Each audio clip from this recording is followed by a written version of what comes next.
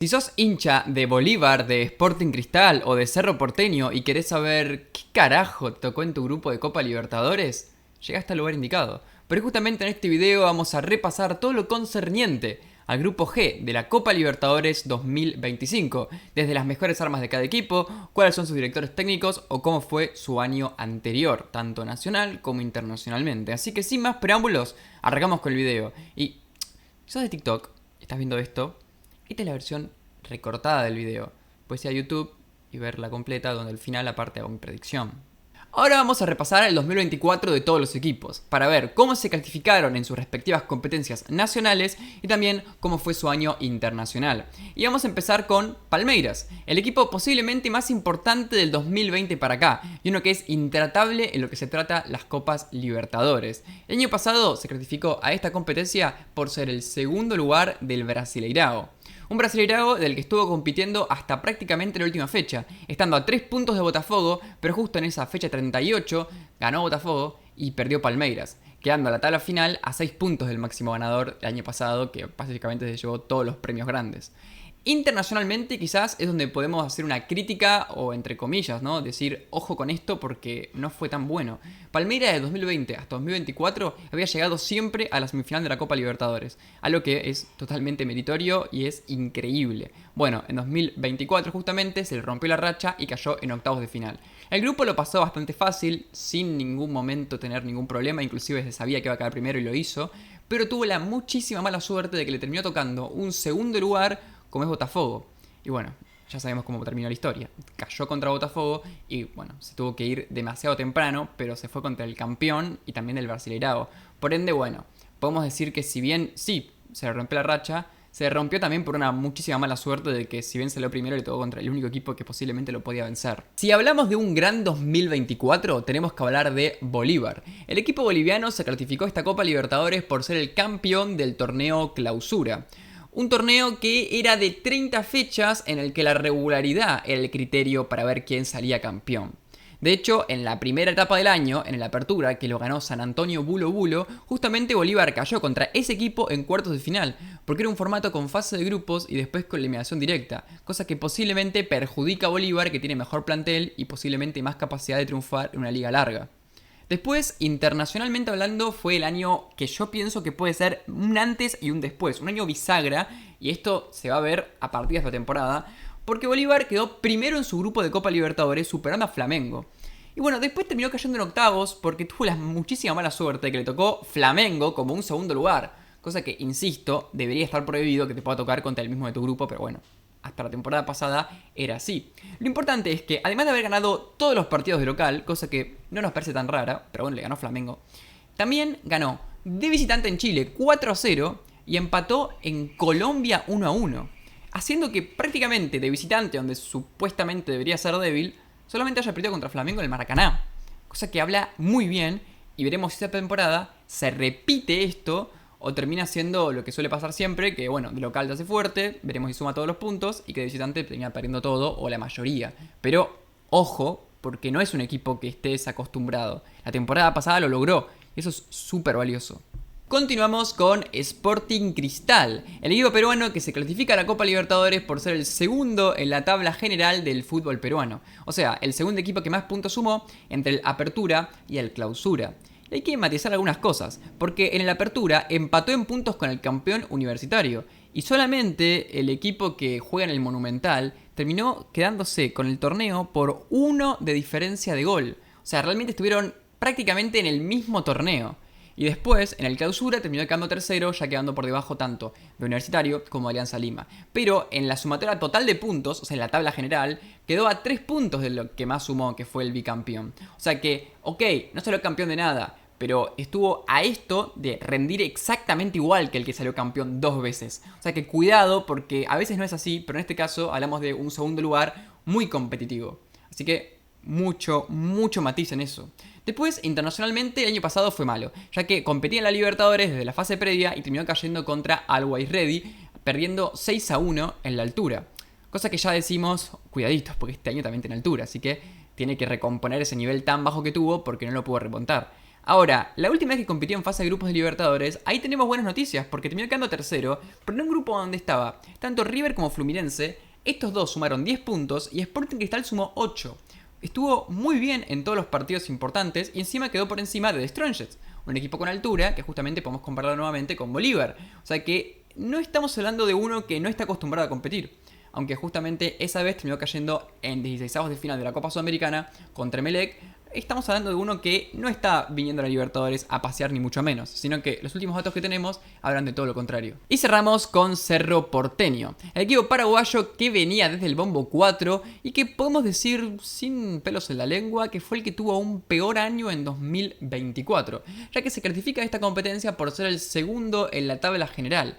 Pero a diferencia de Sporting, que había sido el segundo mejor equipo de Perú y casi había salido campeón simplemente por un gol de diferencia, en el caso de Cerro Porteño fue el tercer mejor equipo de su país, ya que los dos campeones de la apertura y la clausura, ninguno fue Cerro. Ganó Libertad y Olimpia. Y si bien en la tabla general suma la misma cantidad de puntos que Libertad, no es lo mismo porque en el anterior caso sumaba la misma cantidad de puntos o casi la misma cantidad de puntos que el bicampeón.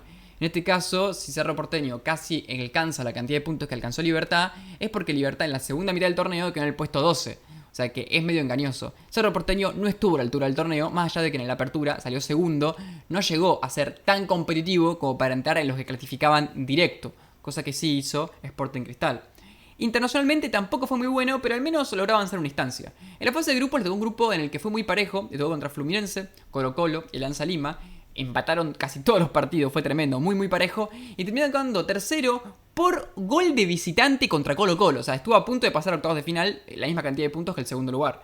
Pero bueno, le tocó ir a la Sudamericana. Y tuvo la malísima suerte de que le tocó en 16avos contra un equipo que no debió haber estado ahí, porque había estado primero casi toda la Copa Sudamericana, que fue Atlético Paranaense. Que evidentemente si le hubiese tocado Sportivo Ameliano, que era el que debió haber estado ahí, posiblemente hubiese avanzado de ronda, o al menos hubiese tenido más posibilidades. Así que fue un año pasado que no fue muy bueno, a menos no a la altura de un equipo que muchas veces llega a esta competencia siendo campeón, habiendo tenido años internacionales mejores la temporada pasada. Pero bueno, así todo, vamos a ver que no hay tanta diferencia entre los tres equipos sacando a Palmeiras, y por eso este grupo es tan interesante, porque es una incógnita quién va a pasar como segundo lugar, posiblemente del brasilero todopoderoso. Esta parte vamos a empezar a repasar los directores técnicos de cada uno de los conjuntos, para ver cuál es la cabeza estratégica que dirige a los diferentes peones que van a mover en este grupo que, como dijimos, es bastante parejo, viendo hace cuánto tiempo están, cuáles son sus experiencias y también cuál es su estilo de juego. Empezando por posiblemente el técnico más importante de la década del 2020, que bueno, no hay que mencionarlo demasiado, no hay que dar tanto preámbulo, es ni más ni menos que Abel Ferreira, el portugués que dirige al Palmeiras desde 2020, cosa que ya es algo que juega totalmente a favor por cómo conoce a este equipo. Además, desde que llegó ganó 2 Copas Libertadores, también ganó 2 Brasileiraos y llegó a 4 semifinales de Libertadores. El tipo es un animal competitivo, tiene experiencia dirigiendo en Europa, habiendo estado tanto en el Sporting Braga como en el PAOK, dos equipos podemos llamar de Europa League, entre comillas. Y el tipo tiene un estilo que muchas veces ha sido cuestionado, más que nada por los brasileros, porque no es un juego bonito, pero casi todo es muy efectivo y que muchas veces te termina goleando igual. No es que gana 1-0 todos los encuentros. Es muy sólido defensivamente, por ejemplo, cambiando el esquema de laterales súper ofensivos que tienen la mayoría de equipos por laterales más criteriosos, que son buenos defensivos, que suben, pero solamente en ocasiones muy particulares. Y después con un juego directo. Muchas veces lo vamos a ver saliendo desde atrás, pero para que el rival justamente intente robar en la salida y aprovechar con pases largos. Es un equipo versátil, pragmático, que intenta tener la mayor cambiabilidad de posiciones y que no juega con 9 fuertes, sino que al contrario, aspira con tipos habilidosos. No hay que presentarlo mucho. Como técnico es el mejor de todos. No tanto porque le vaya a ganar a todos los partidos, porque en sí eso también es porque tiene un mejor equipo. Pero la verdad es que la experiencia que tiene y los rendimientos que ha obtenido con este equipo particular y hace cuánto tiempo está, hace que sea indiscutible que sea el mejor. Y posiblemente no hay ninguno en toda la Libertadores, quizás solamente podemos compararlo con Marcelo Gallardo, que se le compare. Y lo único que quizás podemos decir que es algo que le puede jugar en contra, es el simple hecho de que no está en su mejor momento. Digamos, la temporada pasada no llegó a semifinales de Libertadores y tampoco ganó el Brasileirao, aunque igual tampoco le fue tan mal. Y justamente en el Paulista, el torneo estadual, cayó en la final contra Corinthians, uno que ni siquiera está en la Libertadores. Por ende, podríamos decir que la actualidad es lo único que le juega en contra, pero es una actualidad, entre comillas, que es medio injusta, porque ni siquiera empezó el Brasileirao todavía. Y con el equipo que tiene, no dudo que va a competir todo. Así que, bueno, empezamos con el mejor, indiscutidamente. Venimos de un técnico con muchos reflectores y pasamos a uno que prácticamente es todo lo contrario. Hablamos de Flavio Robato, técnico de Bolívar, que bueno, tiene una historia muy particular ya que no fue un jugador muy conocido, de hecho jugó en diferentes equipos pequeños de Argentina, al menos no de los más importantes, y se tuvo que retirar joven por una enfermedad gravísima como es el hepatitis B.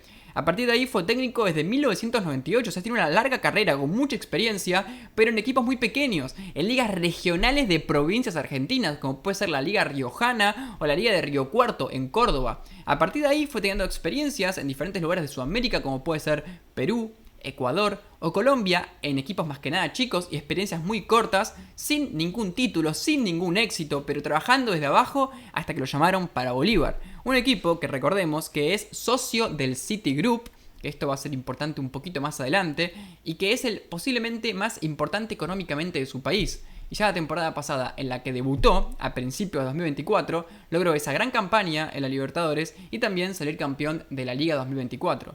Flavio se caracteriza por un estilo agresivo y con tintes fundamentalistas. Sin importar si está a la altura o si está jugando de visitante, va a intentar ser ofensivo, va a intentar atacar.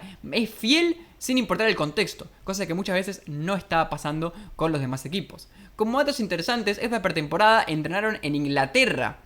Ojo, en las instalaciones del Manchester City, cosa que, según palabras del mismo técnico, fueron muy útiles y bueno, les enseñaron muchos recursos y también como para ampliar la mente, ¿no? Para pensar más en grande, siempre es algo que puede darte muchísima confianza.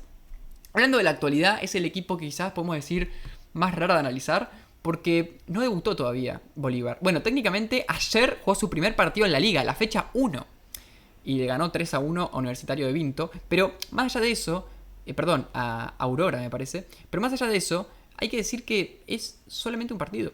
En la serie de amistosos que tuvo en la pretemporada, ganó 8 y perdió solamente 1 y metió 28 goles, un promedio de 3 goles por partido, de hecho tuvo varias goleadas. O sea, la pretemporada contra la mayoría de equipos, no los más importantes, de Bolivia, los pasó por arriba. Pero ¿qué medida de criterio es esa cuando vamos a compararlo con equipos que ya empezaron a jugar los partidos de verdad y contra cualquier tipo de equipo? O hasta un equipo como Palmeiras que jugó contra equipos como Corinthians, o hasta un equipo como de Cerro Porteño que jugó la fase previa de la Libertadores. O sea, es como que es el que tiene menos rodaje. Y en ese sentido le juega en contra a Robato en cómo tiene que empezar a mecanizar la competitividad de sus jugadores.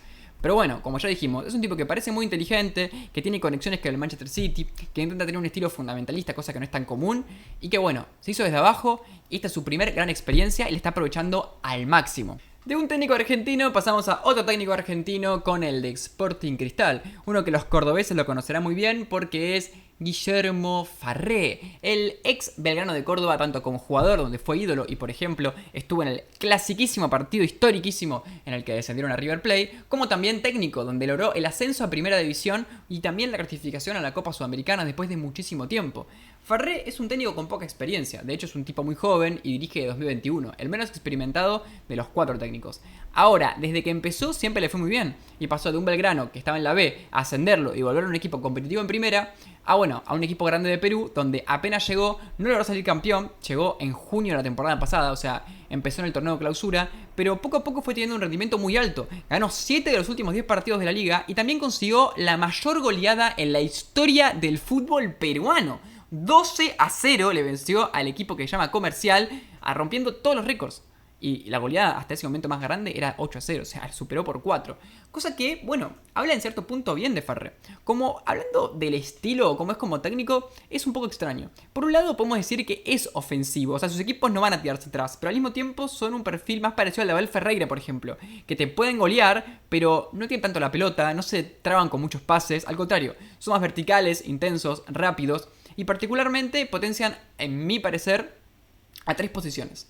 Por un lado los laterales, que para mí Belgrano lo hizo muy bien. Por otro lado a los mediocampistas centrales, al 5 y al doble 5. Esos suelen ser jugadores muy fundamentales para los equipos. Y después a los centrodelanteros. Que bueno, en Belgrano tenía a Vegetti, que lo hizo un jugador tremendo. De hecho, hoy en el Brasileirao. Es un técnico interesante que quizás a diferencia del anterior, comparando los equipos que seguramente van a competir por ese segundo lugar junto con Cerro Porteño, menos fundamentalista, más pragmático, cosa que te puede ayudar. Algo negativo, que esto es algo coincidente en los dos técnicos anteriores, es la actualidad. que bueno, en un caso no había debutado, en otro caso había perdido el Paulista. En este caso no arrancó bien la liga peruana, de hecho perdió 2 partidos contra los rivales más difíciles de actualidad, que son el Alianza Lima y Melgar. O sea, de los 5 partidos que jugó, ganó solamente 2 y está mitad de tabla. Cosa que bueno, para un equipo como ese Sporting Cristal no es buena. Pero bueno, tampoco son muchas fechas, hay que ver cómo se van acomodando los equipos y me parece que no es un parámetro tan importante como los demás, que bueno, algunos son muy buenos, otros no son tan buenos, pero bueno, es un punto medio me parece entre los dos técnicos anteriores en cierto punto.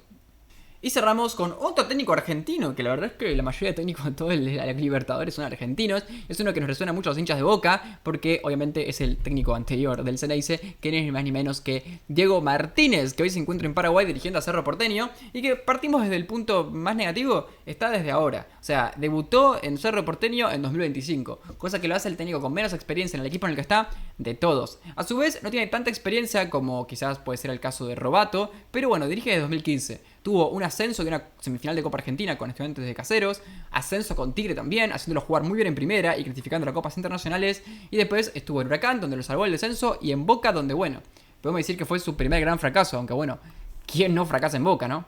Martínez es un técnico que se caracteriza por un estilo ofensivo y también de un muy lindo estirpe, digamos. Equipos móviles, muy versátiles. No es un fundamentalista porque tranquilamente te pone 6 defensores y no le importa nada. Pero al mismo tiempo su ataque se caracteriza por tener libertad. Los jugadores todos quieren participar, todos se mueven, todos tienen un rol que es intercambiable. Por ende los extremos se centralizan, los 9 retroceden, los mediocampistas llegan. Equipos muy vistosos y que bueno, eso lo hace un técnico que hace los equipos jugar muy lindo, muy bien. No siempre pasa, a veces tardan más, a veces tardan menos, pero suele pasar eso. En cuanto a la actualidad, no es muy buena y al mismo tiempo es muy buena. En la liga paraguaya, irregular, no está tan bien. De hecho, tiene 3 derrotas y 3 empates, que por un equipo que pelea el torneo normalmente no es tan bueno.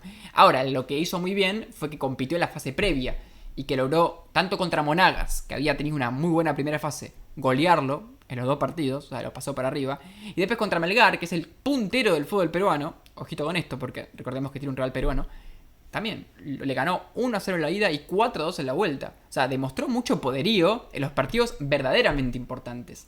Así que, bueno, yo la verdad que es difícil juzgar, porque en la liga no está tan bien, pero al mismo tiempo en los más importantes venció. Quizás cuando se estabilice todo, empieza la liga a ir también mejor. Pero es un técnico interesante, con cierta experiencia, ya con la presión de haber jugado en un equipo tan grande como Boca. Así que es un lindo duelo de técnicos, la verdad. Desde técnicos con un estilo diferente, técnicos con más logros o con menos logros, pero todos dentro de todo con algo interesante para aportar. Así que realmente es un grupo que obviamente tiene ciertas cosas que pueden verse más aburridas, pero ojo, porque realmente, yo reitero, los 3 de abajo, ¡po! Ahora toca hablar de literalmente lo más importante de todo, o sea, los jugadores. Y como siempre hacemos, empezamos repasando los valores de mercado de cada uno de los equipos según estadísticas de Transfermarkt. Esto es ilustrativo, y obviamente cuando veamos los nombres va a ser mucho más ilustrativo, pero al menos como un punto de partida siempre es muy interesante como para comparar.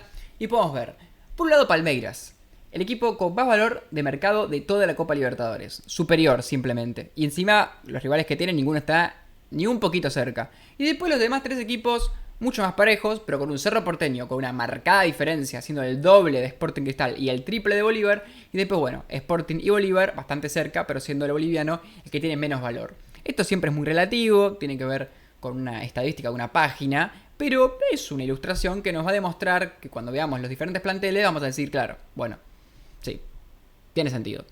Ahora sí, sin más preámbulos, vamos a pasar a repasar todos los mercados de pases de cada uno de los equipos y también las posibles formaciones, para ver qué tienen. Y les anticipo que con el equipo que vamos a empezar, que es Palmeiras, se va a quedar con la boca abierta del semejante plantel que tiene. Y realmente es obsceno, ¿no? No tiene comparación ni sentido explicar por qué va a quedar primero. Ya automáticamente en pantalla les va a aparecer la parte en la que hablamos del mercado de Palmeiras. Y bueno, es una auténtica locura. Podemos ver muchísimas cosas, pero voy a tratar de orientarlos para que observen las más importantes. En cuanto a las salidas, obviamente la de Reis, un defensor muy jovencito que se fue al City, es rutilante pero no está del todo establecido. Aparte centrales tiene patea para el techo Palmeiras, pero puede ser importante. Y después vamos a pasar directamente al delantero centro, que es Ronnie, uno que, bueno, lo vimos hacer de todo en la Libertadores en los últimos tiempos y que finalmente termina que irse. Una pena. Después los demás eran jugadores de rotación, quizás el más importante puede ser Rafael, pero no mucho más. Ahora, las llegadas. Desde la defensa con jugadores como Fuchs o Mikael, con una experiencia internacional muy interesante y que para mí están súper dignos para reemplazar a Reis o simplemente para participar de la rotación. Después en el medio con Martínez y Evangelista, para mí esa dupla es mucho mejor que la de Menino y Rafael. Martínez más defensivo, uruguayo, con mucha garra para ponerlo en partidos duros o en un recambio para dar más energía. Y Evangelista, uno que hace goles, asistencias, creativo, muy bueno. Y después, fíjense arriba lo que tenemos, que es una locura. Vitor Roque, que ya es de Barcelona, que obviamente el reemplazo natural de Ronnie. Un animal absoluto, un jugadorazo.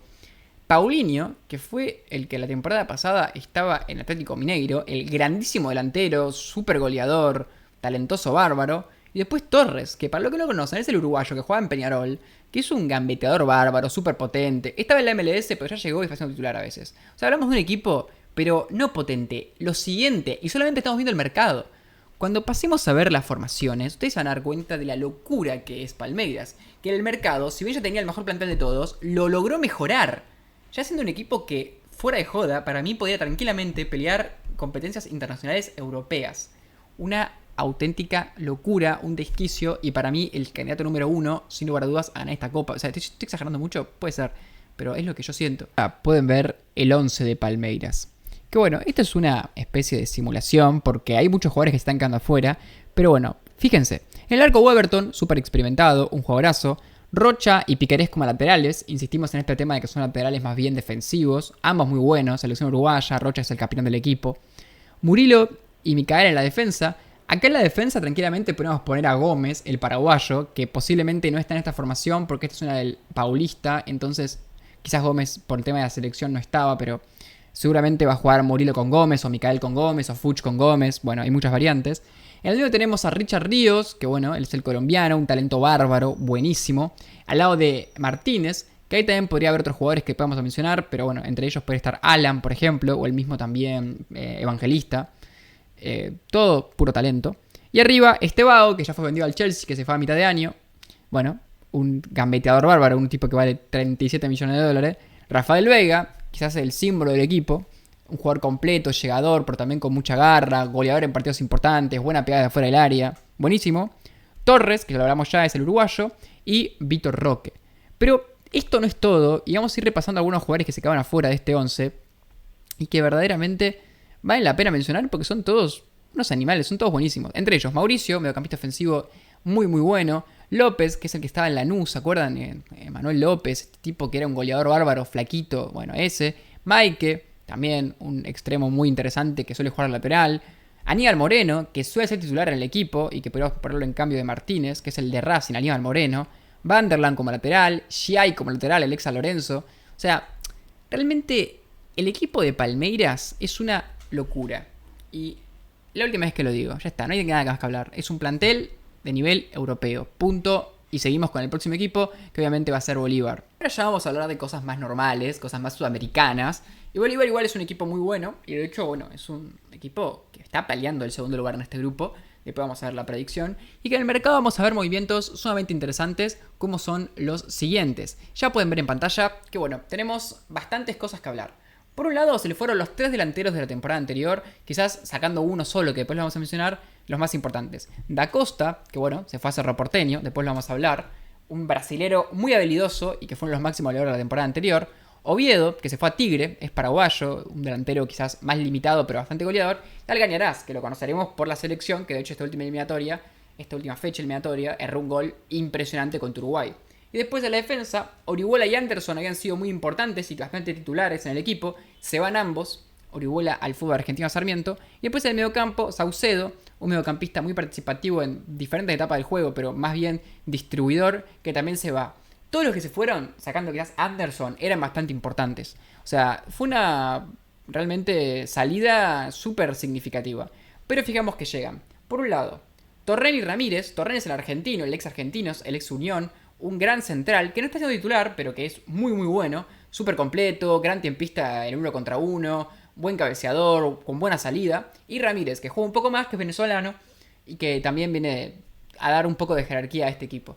En el medio tenemos a Mateus. La temporada pasada Mateus metió 16 goles y asistencias en el Always Ready y me parece un reemplazo súper digno para Saucedo, hasta me parece más completo, más ofensivo, más del estilo del técnico argentino. Y por último tenemos a Romero, que es el actual goleador de la selección de Dominicana. Un delantero rápido que vamos a ver que si bien parece que llega solamente un delantero y se van 3, tenemos otros como para pelear y es un equipo que los fichajes todos llegan a jugar. Sacando de Saavedra, que no lo mencionamos, que quizás es el más suplentón de los que llegaron, pero de todas formas es un buen mercado que creo que tenían bajas bastante importantes y que terminan saliendo bastante bien las cosas. Trayendo a Mateus, a 2 centrales buenos, a un delantero interesante. Por ende, podría haber sido mucho peor. Me parece que habla bien de cómo administró el equipo. Y ahora vamos a pasar con la formación. Vamos a ver, bueno, pasando a lo de Palmeiras, no es una formación tan interesante, pero sí todo vemos cosas sumamente valiosas. En el arco justiniano también tenemos a Lampe, que está lesionado, y también tenemos a Lancilota. Ambos tienen minutos, quizás vamos a ver más a Lampe si es que se recupera.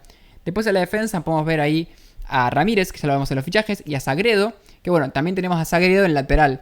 Andan bien los dos y son bastante importantes en el equipo, así que más allá de que no son tan conocidos, son jugadores bastante afianzados. Y después Rocha, que también es un muy buen jugador y que está por la banda derecha. En el medio, Justiniano, el capitán del equipo, lo vemos mucho en la selección boliviana, junto con Mateus, que es obviamente Justiniano más defensivo y más de contención. Y después arriba, Melgar. Melgar la temporada pasada no paró de hacer cosas, o sea, metió un montón de goles, un montón de asistencias, es un jugador sumamente bueno, el máximo goleador y asistidor de la temporada anterior, un animal, el más peligroso del equipo. Ramiro Vaca, lo vemos mucho en la selección boliviana, un talentoso, es el 10, el máximo creador del equipo. Velázquez, que es un extremo quizás más intercambiable, después vamos a hablar de otras armas posibles, pero igual es un buen extremo. Y por último, Fabio Gómez, brasilero que llegó a segunda mitad de la temporada pasada, que también es parte del reemplazo de los que se fueron, ¿no? Que hablamos que llegó solamente el dominicano, pero técnicamente también llegó este que no llegó en este mercado, pero ya había llegado hace relativamente poco. En cuanto a otros jugadores que hay que mencionar, tenemos que hablar de Patito Rodríguez, que podríamos reemplazarlo por Velázquez en la formación, que es uno de los más regateadores del equipo, argentino, muy bueno, la verdad, es súper digno. Henry Vaca, otro extremo muy bueno. Y principalmente Bruno Savio, que fue también uno de los máximos creadores de la temporada anterior, brasilero, y que, bueno, sinceramente yo lo pondría de titular, pero el tema es que, como pueden ver, tenemos muchos jugadores que no pueden entrar y son muy buenos. Por eso hablamos de que Bolívar tiene una buena plantilla, porque tranquilamente podría jugar Romero, y no está Romero, está Gómez. Tranquilamente podría jugar Patito Rodríguez y sacar a Vaca o sacar a Velázquez. Yo creo que la mejor formación sería con Patito Rodríguez, con Savio y hasta con Vaca. Pero siempre alguno se te va a quedar fuera. Es algo que decida jugar con 4 delanteros, cosa que sería rarísima. Por ende es un plantel muy interesante y que siempre hay que recordar que están acostumbrados a jugar a la altura y ninguno de los demás equipos juega a la altura, cosa que bueno, puede ser un determinante clave en este grupo que puede ser tan parejo a priori. Pasamos con Sporting Cristal. Qué verdad, porque es un equipo que tiene una característica bastante extraña y es que el mercado de pases prácticamente no se movió. O sea, se movió, pero en jugadores irrelevantes. En cuanto a los titulares indiscutidos, en cuanto a los más relevantes en minutos, ninguno se fue. Por ende, vamos a ver, lo pueden ver en pantalla, que solamente tenemos llegadas. La de Cabellos y de Cabellos. Cabellos había jugado la temporada pasada bastante bien Alianza Lima. Un buen mediocampista ofensivo. Ambos son hermanos y ambos llegan de Racing técnicamente a préstamo. Y después el caso de Sosa, que la verdad que no creo que llegue a ser muy titular, pero es un mediocampista ofensivo que llega a aportar en la rotación de la plantilla. Después, nada más. O sea, yo revisé todos los jugadores y la verdad que ninguno que había sido importante la temporada pasada se fue. Y después los que llegaron fueron estos 3. O sea que realmente muy poquito, cosa que para mí está buena, porque no se desarmó. Y podría haberse desarmado porque tiene muy buenos jugadores y aparte algunos jóvenes. Prende, bueno, ya pasamos rápidamente a la formación. Tiene muy buenas cosas y yo si tengo que elegir, la verdad que se me complicaría al compararla con la de Bolívar. El arco Enríquez, la temporada pasada fue bastante importante, aunque también tenemos a otro arquero que después vamos a mencionar, que estaría también siendo titular de vez en cuando y que quizás si se recupera la lesión va a hacerlo, pero vamos a hablarlo después. La defensa tenemos a Pasquini y a Lora. Ambos son muy buenos. Pasquini, ex Lanús, argentino, bastante creativo, con muy buenos centros. Y Lora, un jovencísimo peruano muy interesante, con gran pegada de fuera del área. A ver, hay que hablar de que son excelentes los dos. Después, Romero y Alcedo en la defensa. La defensa creo que no se caracteriza por ser la mejor, pero a veces es bastante sólido. Y dos jugadores que estaban la temporada pasada bastante afianzados. En el medio tenemos a Cabellos, ya lo hablamos recién, un creativo interesante, junto con Pretel, uno más de contención y que también la temporada pasada fue uno de los más relevantes en minutos. Y arriba tenemos a Santiago González, el mejor jugador del equipo a mi parecer, uno súper creativo. La temporada pasada 37 goles y asistencias, o sea, empatado con Cauteruccio como el más creador de números, pero quizás a diferencia de Cauteruccio, que es un goleador nato, 35 goles la temporada pasada, Santiago González es más parejo entre los goles, las asistencias que hace. Un animal, dos animales, son dos buenísimos y están súper adaptados al equipo, increíble. Y después Sosa, que bueno, no es el mismo que hablamos antes, pero bueno, es uno de los Sosa que tiene el equipo. Y Ávila, que es el capitán, que es un delantero media punta, que bueno, es bastante importante en el equipo. Así todo, vamos a ver que en el banco, en este partido, se nos quedan bastantes jugadores. Y más que nada esto pasa porque tenemos bastantes lesionados en este plantel. Por ejemplo, en la defensa tenemos a Solís, más bien en el arco, que sería el titular normalmente.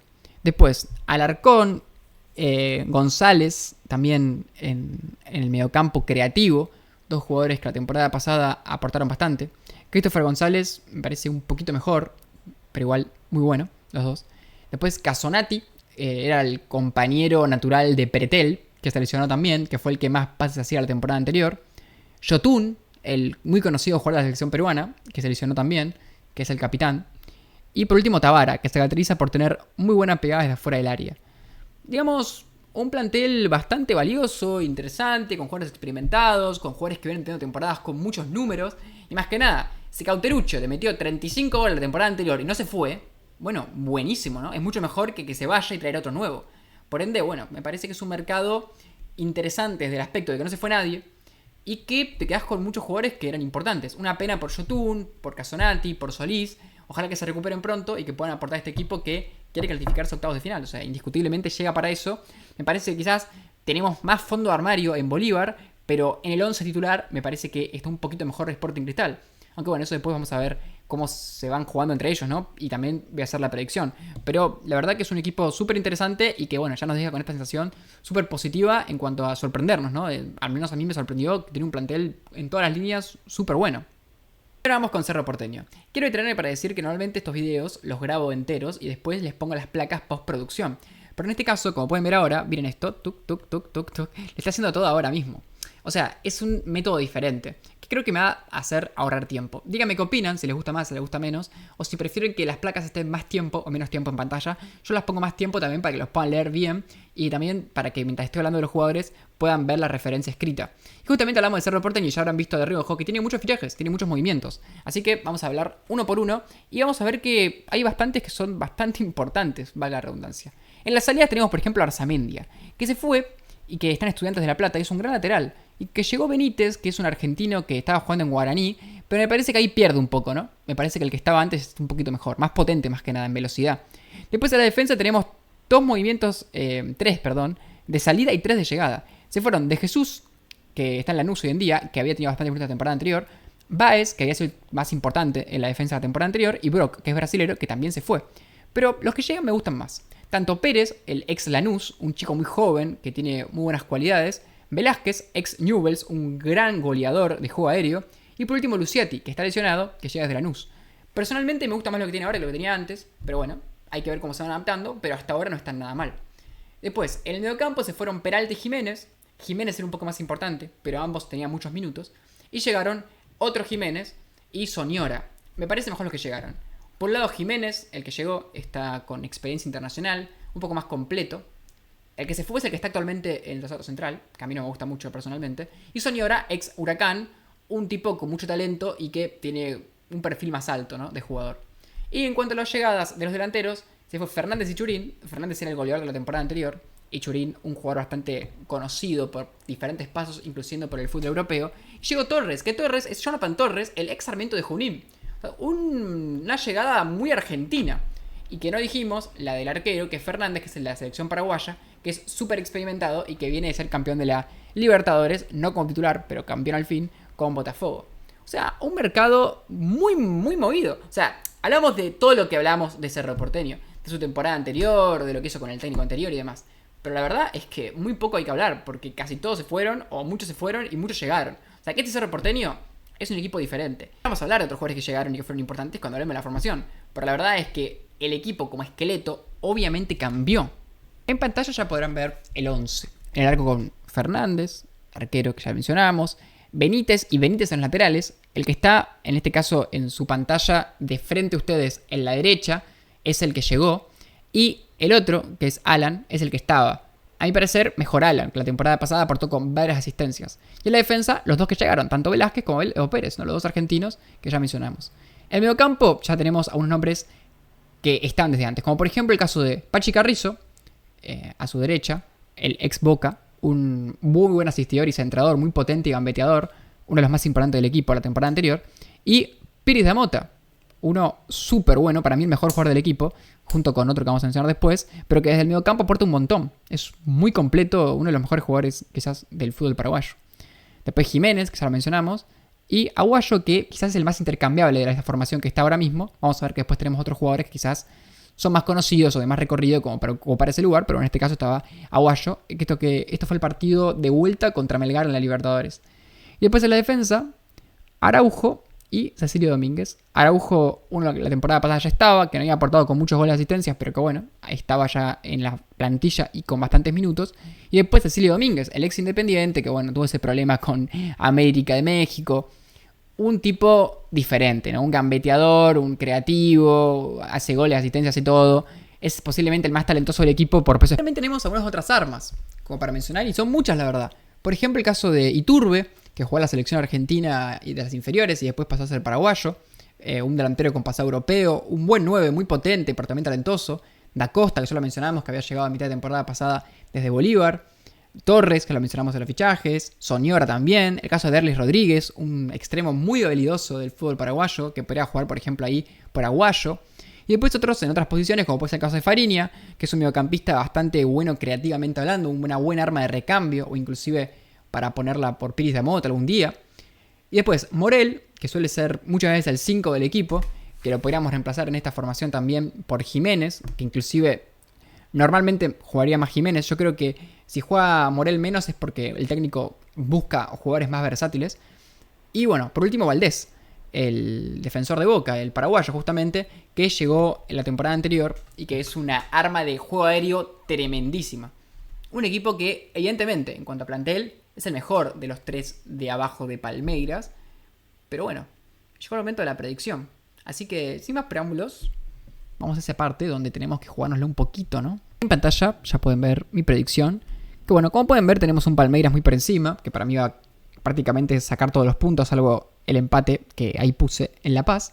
Y después, bueno, verán muy parejo todo. O sea, una sumatoria de puntos muy baja de parte de los demás. Y tiene sentido, porque si todos contra Palmeiras van a jugar 2 partidos y prácticamente van a sacar entre los 3 solamente un punto, esto los deja con puntos sumados solamente entre ellos.